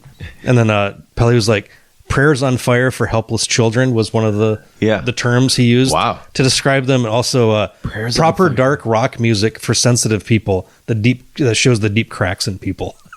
I like that. It's okay. Yeah. I love the prayers on fire for helpless children. That's a great this is like a grindcore fucking crust album or something. Really amazing record title. So, but I think the secret weapon to this record is probably, production. Obviously, we're recording in Nicky Anderson's studio with Dr. Fred Etzby. Yeah. Who also is closely associated with a band that I feel like took some inspiration from In Solitude. He's the sound production guy he did all the live sound for Tribulation. Yeah. Off of the Show of the Night tour. Was it Show of the Night? Yeah. I remember taking pictures of Fred at whatever show that Club. was. Yeah. Yeah, in Detroit. But yeah, I mean, you can just kind of they're growing up. And I mean, they're not that old. They're 19, maybe 17, 18, 19. On this record, they go from the range from 20 to 24. I actually wrote it down. Yeah, because Pele would be 20. He's born 91. Yeah. So yeah, that makes sense. I wasn't doing, I was doing a fanzine, but I wasn't. Yeah. The emotional maturity in this stuff that it still holds up is kind of incredible to me. Yeah, some bands I'm not I might be a fan of the vocals, but we were talking about this before with Opeth, but maybe I don't care about the lyrics. I kind of care about the lyrics with the this lyrics band. are great. Yeah. They're kind of and I didn't always read them, but when I actually start going more in depth on I'm able to pull some things out. He seems to have some pretty good insight into his psychology, to be able to use metaphor well and not just, I don't know. It's really easy when lyrics are terrible, they stand out. Sure. And when they're really great, they stand out. And there's that middle ground. This goes between the middle ground where they're great. They're great. They work for the music, but they don't stand out in like an embarrassing way at all. But then on Sister, they even surpass. They're like transcend it. Yeah. But yeah, I think the real secret weapon for me though is Henrik Palm. Yes, absolutely. And he came from a band I don't know much about him called Sonic Ritual, kind of like a 70s. They've got a lot of 70s kind of retro sound from what I've sort of read. I looked them up. They weren't on Spotify, and I didn't really. I should have pursued it more, but I didn't. And there's only so much we can do. Yes, that's true. And so that means, hang on, let me make sure I get the names right. That means exit Mateus and enter Henrik. All right. So, and Henrik's an interesting dude because a couple years after this, he'll end up playing bass with Ghost. Like he's on the Melora. He was on the EP they put out right after Meloria. The ABBA, the Puppeteer song. The fuck, or the cover looked like Nosferatu. Was that the one? I don't know if it was that one. Maybe it's the one that has Marionette was the song. Has Square Hammer. That's what I keep thinking of. It was the Square Hammer EP or whatever it is. No, the Marionettes one was before Meliora, I believe. It was right after the first one. That's got the ABBA Marionette song cover. It's got a 13th Floor Elevator or Roxy Erickson tune, right? Oh, that's if you have Ghosts or whatever it is. That's the name of the EP. Yeah, that's the one Dave Grohl produced. Yeah, he played drums on it, I think, too, didn't he? I don't know if he played. I know he helped produce it, I guess. But yeah, if you need Ghosts, if you have Ghosts, the Roxy Erickson song. That's a Roxy area. It's funny. I don't think about Ghosts that much anymore. It's weird. I just listen to them sometimes, but it's not like 10 years ago. They're fun, but they're not. Yeah. Like Square Hammer, I play the shit out of that in my classroom because my students actually dig that song, so. Yeah, I appreciate what they're doing. We're not Ghost haters here. We're not Ghost haters. Yeah. We were, I feel like we saw their first we were US pretty cutting performance. Edge. I feel like 2011, we were very early. Again, Ghost made like the Decibel albums of the year, and everybody else. It was the cover of the 100th issue. Yeah. So, but I liked Ghost. I feel, I don't want to say I'm hipster about it, but I feel like if we had a bigger forum, we would have been right at the very beginning. It was just like we saw that metal MDF performance in 2011. It was Cathedral's last show as well, and then we started seeing them. They started playing around Detroit more, and we noticed the shows getting more and more annoying because of non-metal people that don't have the same respect for other people that are at the shows than metal people usually do. It was becoming a little more obnoxious with the crowds. I remember you didn't you hip check somebody into a bathroom at a Ghost show who was like bugging you near the pit. I remember you. I think so. Yeah, you went to one side. You came back. You're like, I don't know, man. I just I literally threw this guy towards the bathroom because he was bugging me. And that's my biggest problem with those type I'm glad that other people like this stuff and they want to come and see it, but they think it's a free for all and you just be an asshole. Yeah. But you have to have the thing that I learned early on in pits is that people are all there for the same reason. Yep. You got a couple used to be skinhead guys that just want to fucking karate punch people in the neck and shit. But most of the time people are there for the same reasons. And when you get obnoxious turds that just want to hurt people or they think annoying. The cliche of metal is real. Yeah. They're playing to what they perceive they think metal is because they kind of have a hipster image of metal or they're swinging their elbows into people and nobody needs to get hurt at a fucking show. The pit is controlled chaos. Yes, exactly. Most of the time people are kind of bouncing around a little bit. It's like being at a Blue Oyster Cult show. Everybody just wants to fucking have a beer and just live life. Maybe see a 50-year-old lady flash her tits at you or something. That's all we want. That's all it's about. Yeah, exactly. So, but speaking of Ghosts, I would say that Opus Eponymous and World, the Flesh, the Devil, probably in 2011, those are definitely the two records I listened to the most because I could listen to them wherever, as I was kind of saying, they were comfortable in multiple environments. It was kind of a nice palate cleanse too that might have been, was that the first area where we had more classic heavy metal like influence stuff that wasn't just extreme obnoxious shit. You mean for you and I personally? Yeah, where it was like it was like almost like a scene. Yeah, there was like the more traditional heavy metal kind of like rearing its head. I remember listening to a lot more traditional heavy metal at that time too. Yeah, I feel like we were doing, we were really starting to do deep dives in like Judas Priest. That's when we did our 3-part. I think that might have preceded Ghost, but I think we were in the right like head space to start thinking about that kind of stuff. Yeah. We were doing Angel Witch shows, and we were really starting to kind of think about like a lot more of that stuff historically, probably. So I think that played a role in that. In a cool way. I don't know. There's something about these two records that just like they were like life affirming. When I would put them on. It's just just like with not to keep talking about Tribulation, but when you're in a scene for a really long period of time and you're like, oh, what could possibly ever come up and be interesting and cool again? Mm-hmm. And then like, and Solitude comes up, Ghost comes up, Horrendous, like all these things where you're like, oh shit, that's what I was missing. They kind of remind you of they renew your love, almost of a genre that, cycles itself out in certain scenes or in certain movements. And you've been listening to shit for 35 years. It's like, it's great when you can be surprised by young people doing stuff. Yep. Like when they went back and listened to the stuff that you did, but given the virtue of their age, they have a different, approach to it. And it's incredible. Sure. And like, you get to like the title track that we're going to kind of kick off here. And like, to me, everything that these guys are doing is predictable. But not in a bad way. I'm not using it. It's like, it's everything you kind of, you want it, but like they do it, right? They like put all these pieces together and it's anthemic. It's wondrous. This is the record for me I compare to Nucleus from Dawnbringer. Like when I put Nucleus from Dawnbringer in, I'm like, oh, this has everything I want in a metal record.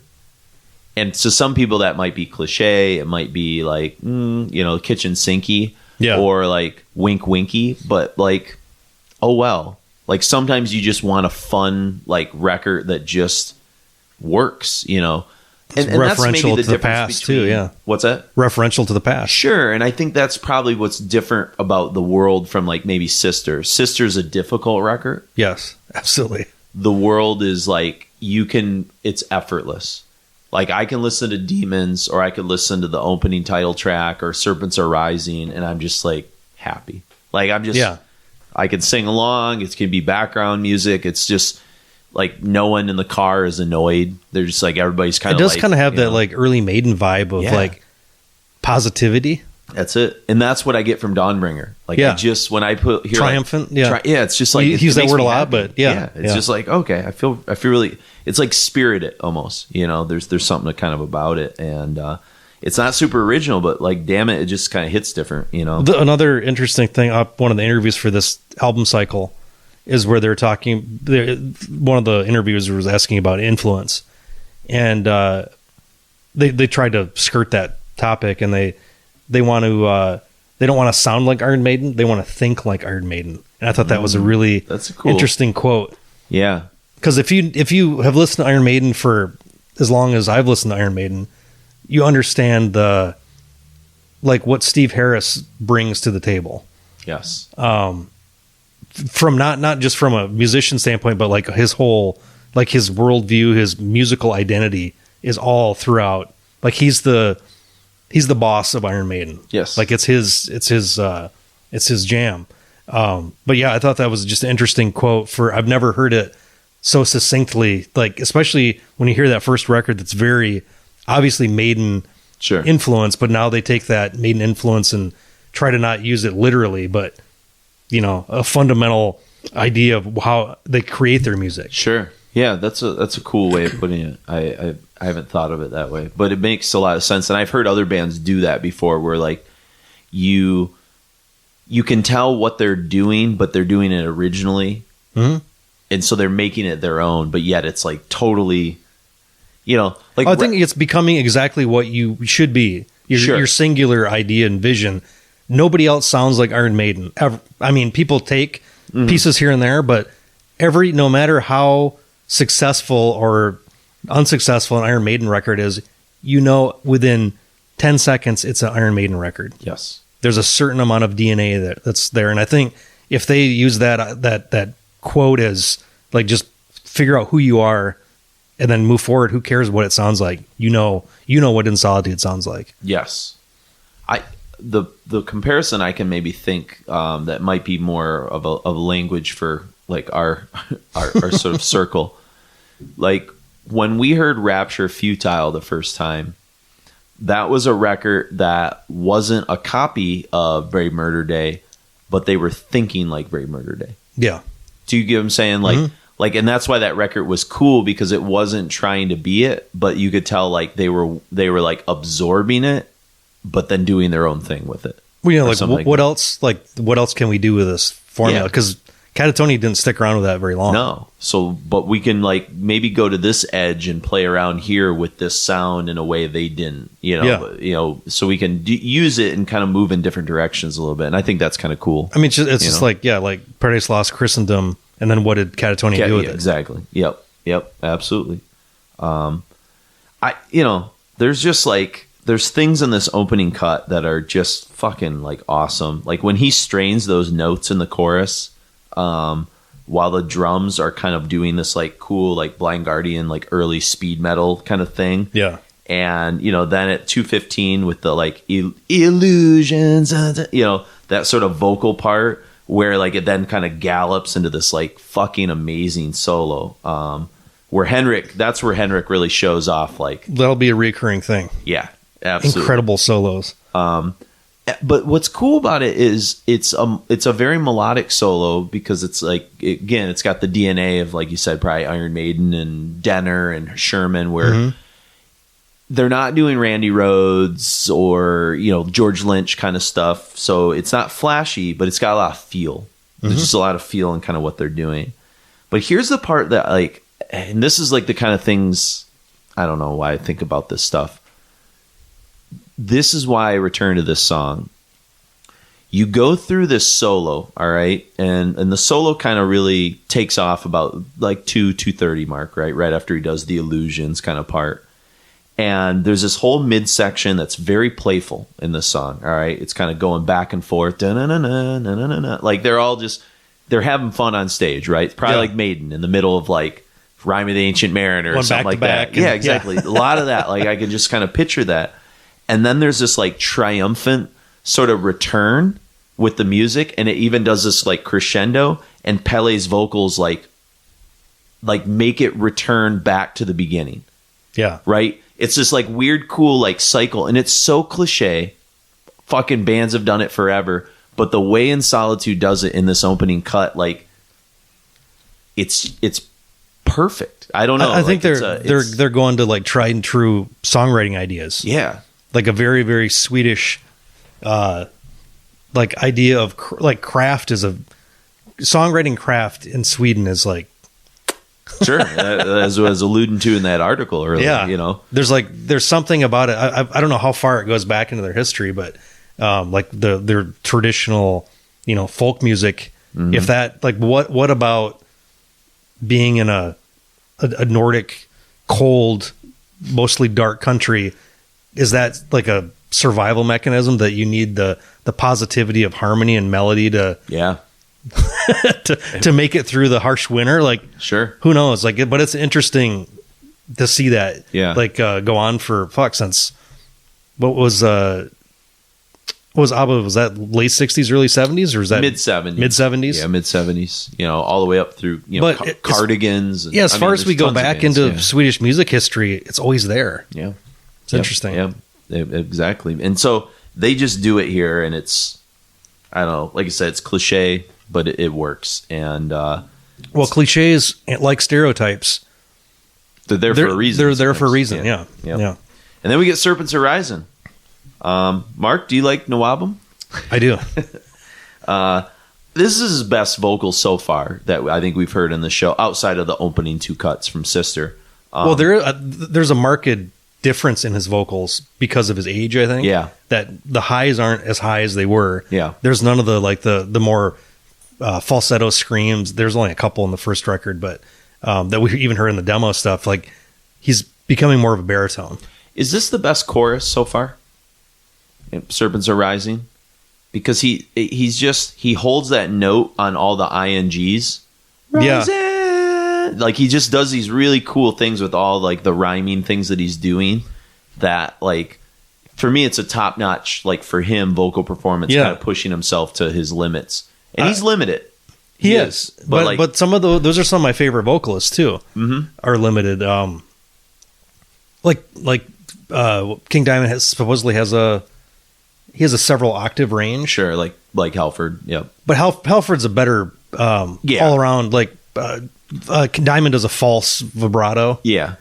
Which I love false vibrato, like in, or even falsetto, like Bee Gees and shit. Yeah. I've always been attracted to that, but I don't like really great singers as much as I like limited singers that understand how to work within the smaller. I love like Buckley, and he's incredible. Bowie is a limited singer, but what he does in it is just fucking incredible, Yeah. Like it's more interesting to have that limitedness and see like how much you can really bounce around and work within that than somebody that can sing anything. Yeah, I think Jonas was like that too, especially Absolutely. in like the when he's flexing his clean vocals early on. Yeah. And then when he like, but what made it that so great is that when he broke, that's what made it like it reinforced the kind of vibe of what they were going, this dire, miserable shit. Vulnerability. Yep. Yeah, the Bonnie Prince Billy kind of thing, the breaking. Yep, absolutely. And so, to me, like, he really is coming to his own kind of here. The hooks, Jesus. Yeah. The songwriting is just top notch. Yeah. I mean, when that hook slinks into like this weird, that percussive, like, sort of cymbal shuffle at like around the 250 mark of Serpents Are Rising. Yeah. I almost feel like my hands want to clap along.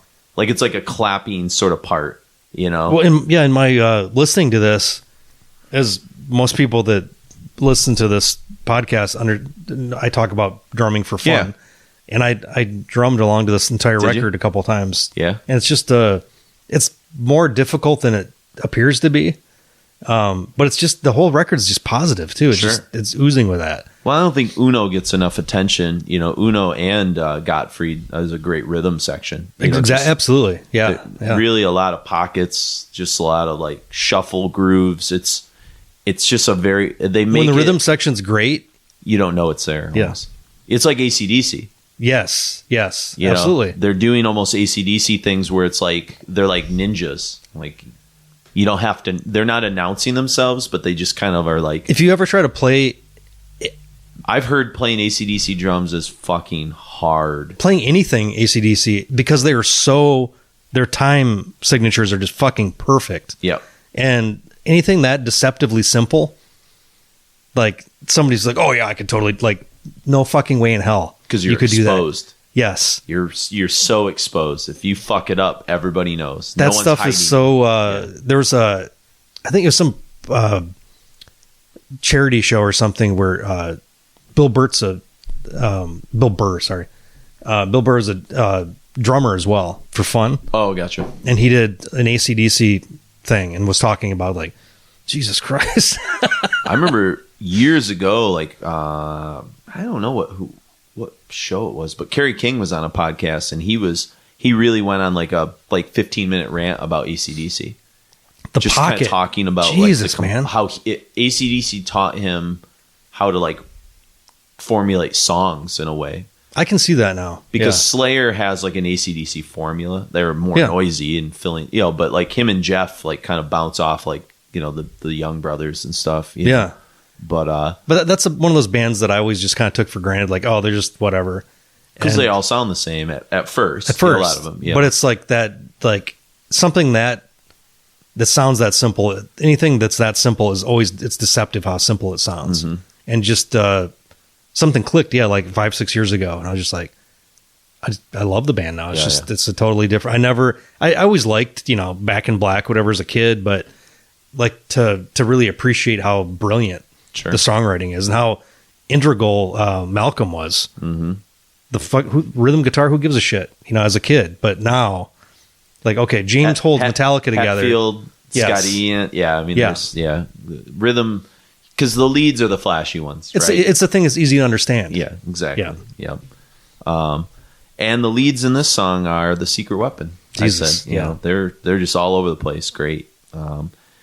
And then we get to Demons, which for me is my personal favorite on this record. I have an asterisk next to it. It says one of their best. Yeah, I don't even think it is I think actually To Our Darkness is a better song, but I like Demons better. Like, I can acknowledge that objectively To Our Darkness is like doing more that I think is like better for them in the future. But like, I just want to listen to Demons. It's so good. I don't know if it was a single or not. It should have been, but I said it's totally cliche at times, but damn, does this song make me feel happy? You know? That gallop in the verses where it rides next to Pele. I said, what's not to love about the midsection? You get these acoustic strums and this sort of medieval march. The Swedes have such an innate passion for melodies and killer harmonies. The solo is impassioned. The solo reminds me of what I used to get out of Mike Amott 20-something years ago. Like when I gave a shit about Mike Amott in like the late 90s, like early Arch Enemy. That's where he stuff. peaked. Yeah. Because he was a great, now it's just kind of like his go-to bag of tricks kind of. It's relatively unimpassioned. He's still very talented. He's just kind of going through the motions, I feel like. But back at the, the first 3 Arch Enemy records. Yeah. He was just like, holy shit. Like nobody sounded like he did. Mm-hmm.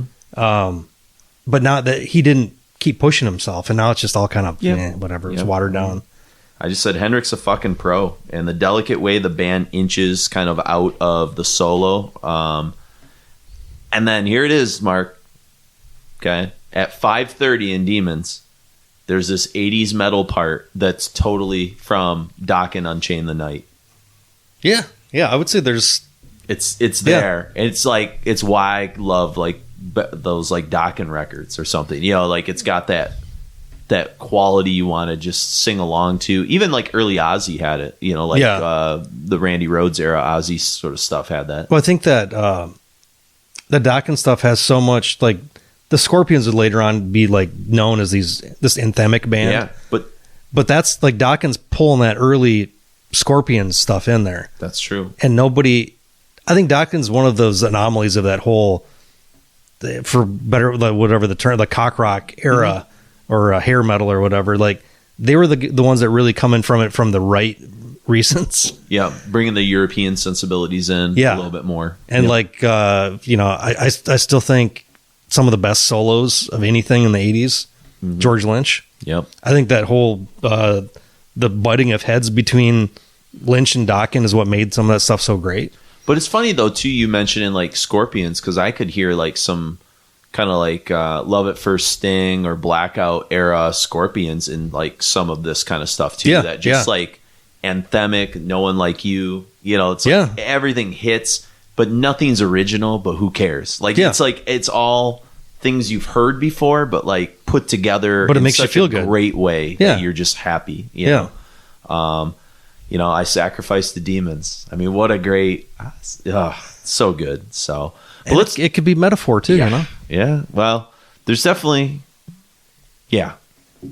They're kind of, I have more to say on their face. They're fun, heavy metal lyrics, but also they could be seen as a little bit more too, which is always nice. From some of the things I've read from Pele, and especially with Sister, he seems to take like kind of Satanism and occult stuff more seriously than I suspected. Yeah. And I don't know what that means. I'm not saying they're like a satanic band. Well, I think there was, I saw some interviews as well about that. And he kind of skirted the topic a little bit, but it was mentioned Wutane. Yes. That kind of sensibility. And and he would put the like dead fox on them at shows and put like a little bit of the ghostly sort of stuff on. Not full corpse paint, but like... Yeah, just around the eyes and stuff. And he was a fucking real skinny, tall dude too. Yeah. So there's that kind of, so there's something kind of ritualistic. Like even, as much fun as we're having with this band, there's also like this sheen that's like a little bit darker and a little bit more serious than I think what I originally thought of. And maybe that's why Sister caught me off guard. Yeah. I thought they were this like sort of fun, like not like a second coming of Iron Maiden, and yet like beneath the surface, there's songs like Demons, and there's like shit that's like they're working out in a weird way, you know. I mean, even the title of the album and what it means, these like, what is it, the three temptations of the soul or whatever, you know, that the devil. So like they're playful in the way that, like I said, like I was surprised when I found out like Danzig was like a Satanist. I was like, is he? I don't know. I don't really know if he is or the was. The term is bandied about in a like, especially, you know, maybe being Americans, whatever, you know. Yeah, like Satanism was a thing that was, you know, it was a buzzword that got Christian fundamentalists upset. Yeah. I still think, I mean, I the philosophies could be interesting. I still think it's kind of juvenile to be a Satanist. Sure. Or to say that you're a Satanist like that. I don't know. Yeah. Maybe I'm not understanding enough, but it just seems a little, I think I have more childish respect for somebody that's maybe into like kind of traditional kind of pagan type stuff that they're trying to reconvene with nature. Like I have a little bit more respect for that because it's like rooted in history a little bit more, and it's not necessarily like, I don't know, obedience to like a concept. I don't, you know what I mean? Like it's more open, it's an obedience to, you know? the nature of your being. Not to like Satanism is usually anti-Christianity, anti-establishment, which is itself a dogma. It's like, and at a certain point, like at a certain age, like when is that not just like, okay, youthful rebellion. Okay. I'm going to rebel against authority. Christianity is the authority. Like, I grew up as a Catholic until I was like 13. Mm-hmm. And I don't believe in a man in the sky that, you know, tells you what to do and, you know, controls all of your actions. Yeah. But I do appreciate the ritual of the whole thing, the common kind of message around the whole thing that it can help people. It's fine. Yeah. Like, but the pedophilia, the hypocrisy, that stuff is awful. But the weaponization of it. Yes. Through like an institution. Yes. You know, it's almost like a corporate model. And I mean, as it comes from, you know, if you believe in a historical Jesus, he seemed like a pretty good dude. Like he had some good ideas. He wasn't trying to, you know, harangue anybody into some shitty organization where he's going to take control of them. He's all about good things. Yeah. And then as it comes down, then it becomes like, how can we use this to, you know, to keep us in power and all this kind of horse shit. But no, I think religion, no matter what, or ritual or spirituality is important for people. But I think Satanism is kind of silly. It's a little childish. It's a little Halloween for me sometimes. Yeah. But hey, man, I love fucking Venom and exactly. Lutain. I mean, all this stuff is fun. We're not against it. It's just from a person. As a serious thing, it seems kind of funny to me. So I don't know what he's drawing from is what I'm kind of getting at. But he alludes to like, you know, it might just be, you know, he's 19, 20 years old. He might just be like really just kind of interested in that stuff and exploring it. Way smarter than I was at 19, I'll tell you what. Yeah. way more adventurous and articulate than I was at 19. Yeah, I guess that's why he's writing songs. Although, you know, you're probably a better artist than him. So there you go. We pick our strengths. Don't knock yourself, Mark. No. You were a good illustrator back then. I was a good egg. Yeah. Also, this real quickly, as SB was doing the production on this record, he was also working on his traditional heavy metal band, The Dagger. I don't know if you remember that band at all. It was him, and it was also David Bloomquist from Dismember. Yeah, was in it as well. And it was just a traditional heavy metal band. Is it good? I've never. Yeah, they put out a record in 2014, but they did a demo in 2013. 2013. But this was like kind of. I think he was. You think Gatsby was like drawing from being inspired by some of the bands he was kind of like. I think he was in that headspace. Yeah, like more because even at the end of his tenure with Dismember, there's a lot of Iron Maiden starting to make it in with solos and stuff. What's the name of that record? The God that was the God that never was. That's a Metallica song, I think. From the thing that should not be. No, the God that failed. No, I think it was the God that never. The God that failed is Metallica. Yeah. The God that never.